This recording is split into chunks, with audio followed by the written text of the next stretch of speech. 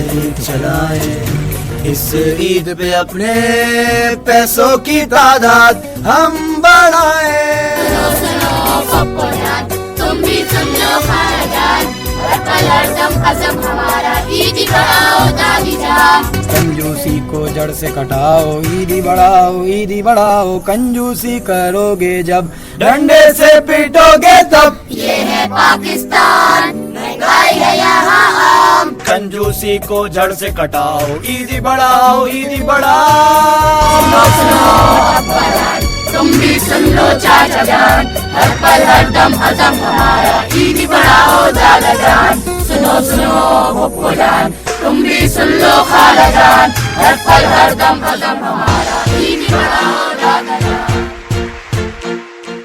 तमाम खाला चाचा पुप्पो दादा दादी नाना नानी को ये मुतला किया जाता है कि बच्चों को ईदी देते हुए अपनी कंजूसी को पसे पुश रखें, वरना नताइज के वो खुद जिम्मेदार होंगे, क्योंकि बच्चों की ये तहरीक ईदी दिन ब दिन सर उठा रही है।